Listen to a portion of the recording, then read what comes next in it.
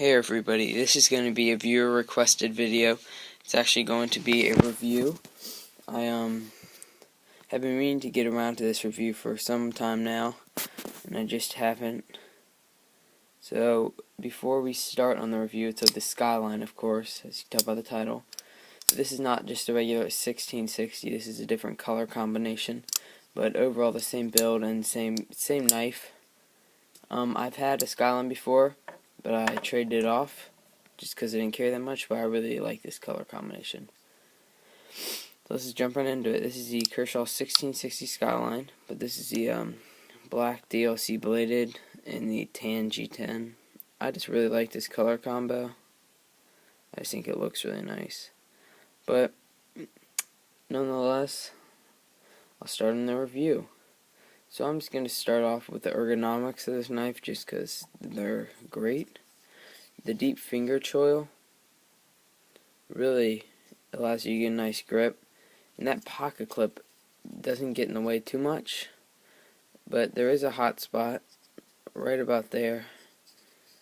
Because if you squeeze really hard, you can feel it. But if you're just doing normal tasks, just cutting, it's perfectly fine. So the ergos are pretty good. Your finger feels really nice in there. They just kind of fall into place.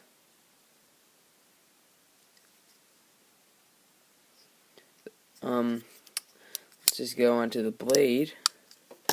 So this is a spear point style blade as it kind of like drops down on both sides. So I'm really drawn to that blade style. It has a blade, it's a little bit over 3 inches, it's 3.125. So you have a nice, and it has actually some nice belly. It has a nice hollow ground, so it's a great slicer. And the thickness of this blade is only 0.09. So even if the blade is not the sharpest, with the hollow grind and the thinness of the blade, it will still cut quite well. Just because it cuts paper products absolutely great because of that thinness and the hollow grind. Now I really do like the DLC coating on the blade. I'm not going to get into it that much though because it's not the actual part of the regular Skyline that you can get. But I really do love this blade. I just love the shape of it. The blade is openable. Well, yeah, I guess that's a word. By a flipper, which it flips out 9 times out of 10. See, there's mine. Well, maybe 8 times out of 10. But it flips really nice, has a pretty good detent. But I like the thumb studs personally, just because they are much faster. They're a little bit hard to access, but once you get them, they're great. This has a Sandvik 14CN28 steel on it. That's what Kershaw uses on their higher end steels. It's besides the 0 tolerance line. But in my experience, it's alright steel. It holds an edge for somewhat of a time. I think VG10. Compare if you care. I don't even know what it's comparable to, because I can't really think of any other steels like that. But it's not as good as VG10 in my experience. I think it holds an edge for alright time, but you can get it razor sharp, especially with the hollow grind.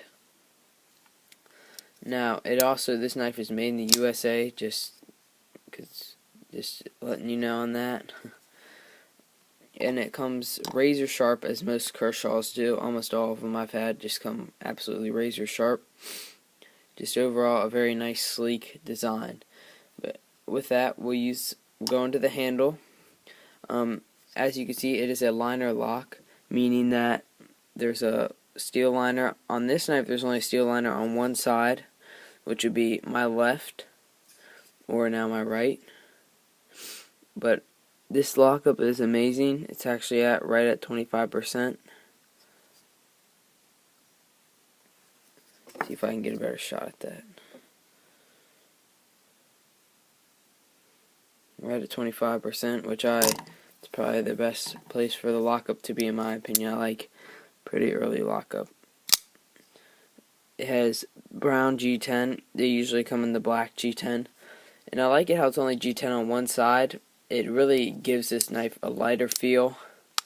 And that's why it the weight only comes in at 2.5 ounces, which is extremely lightweight for a blade that's 3.125 inches long. Now, speaking of that, the handle length is 4.25 inches, and the thickness on the handles is 0.4. So not quite a half an inch. Actually, not even close to a half an inch. But still is very comfortable, as I said earlier, but it still has that little hot spot when you squeeze hard. And now that we're on the handle, the tip, it is right carry only, tip up, tip down. I personally prefer the tip up, just because it's easier to access the blade for me. Also, the on this, it rides very high in the pocket, which I'm not a big fan of. You have a lot of the blade sticking out about right there, which I'm not the biggest fan of. Let me just show off the knife a little bit. Nice texture on the G10. There is no jimping, but I don't think none needed, which gets us into the use or functionality of the knife. I think that what you'd be using it for is just everyday tasks, opening boxes, but if you had to go into a defensive role, I think that you definitely could, because that choil and the spear point blade, but I don't look at this knife as a defensive blade. I look at it as a utility knife 100%. But that's going to probably conclude this review. So overall, the Skyline is a great budget knife.